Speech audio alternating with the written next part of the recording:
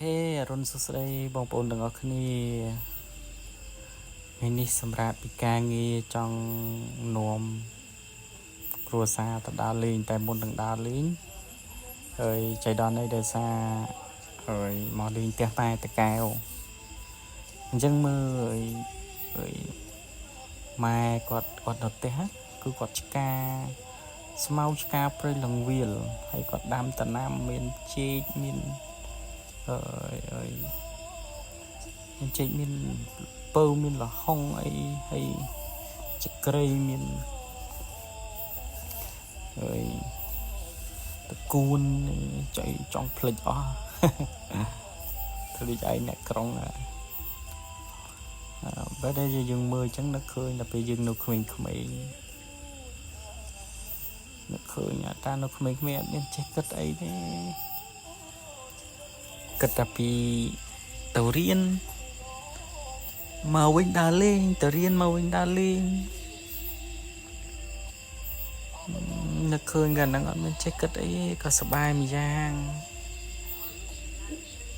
ដល់ឡូវមកគិតមួយថ្ងៃចង់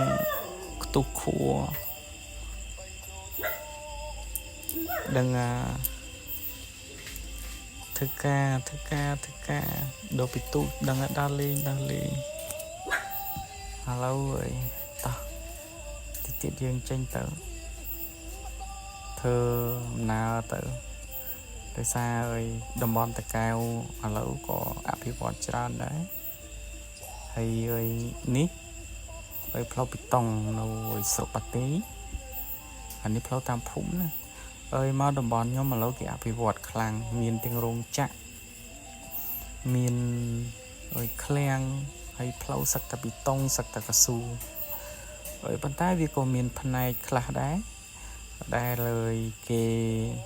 អាចនឹងមិនទាន់អភិវឌ្ឍឬក៏មិនទាន់ធ្វើវាល្អដែរផ្លូវដែលគេចាក់បេតុងចេះវាស្រួលធ្វើដំណើរហើយដូចខ្ញុំលើកឡើងមុនហ្នឹងអញ្ចឹងគឺវាច្រើនតែគេចាក់បេតុងហើយខាងមុខអាចនឹងគេមិនទាន់ចាក់បេតុងហើយដោយសារវាអត់សូវមានផ្ទះហើយចាក់ស្ដែងការចាក់បេតុងវាភាគច្រើនចាក់តែផ្ទះណាដែលមានផ្ទះច្រើនអញ្ចឹងណាអញ្ចឹងគេចាក់ហើយបើផ្ទះណាអត់សូវមានផ្ទះឬក៏អត់មានផ្ទះចេះគេអត់ទាន់ចាក់ឬក៏គេអត់ចាក់ហ្មង14 5ឆ្នាំឬក៏4 10ឆ្នាំទៀតប៉ុន្តែបើសិនជានិយាយរឿងដីញោបាទចេះខ្ញុំត្រូវប៉ាន់ណាតែទោះមួយយ៉ាងហើយខ្ញុំអត់មានដីលក់អូមានដីលក់វិញបាទចេះលុយខាប់ដូចគ្រឿងអូខេឥឡូវចិត្តដល់រោងកាហ្វេហើយតោះចឹងចូលហូបកាហ្វេនេះកន្លែងដើរលេងហើយកន្លែងរោងកាហ្វេគេនេះហាងកាហ្វេគេហ្នឹងក៏មើលទៅក៏ល្អដែរក៏អាចអង្គុយស្រង់ខ្យល់ឬក៏អង្គុយ relax បាន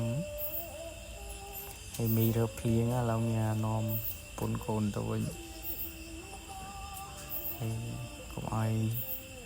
ភ្លៀងតន់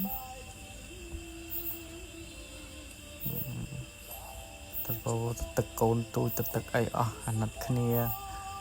ពុនកូនខំមកតាមជីមតោហងអូខេមកដល់ផ្ទះភ្លៀងមើមមកដល់មកបានមិនទុះភ្លៀងហ្នឹងឯងអានសភៅបន្តពីដើរលេងឲ្យវាច្រឡះខួរក្បាលច្រឡះអីអស់ពីអានសភៅអង្គុយធ្វើការប្រហើយកុំឲ្យវា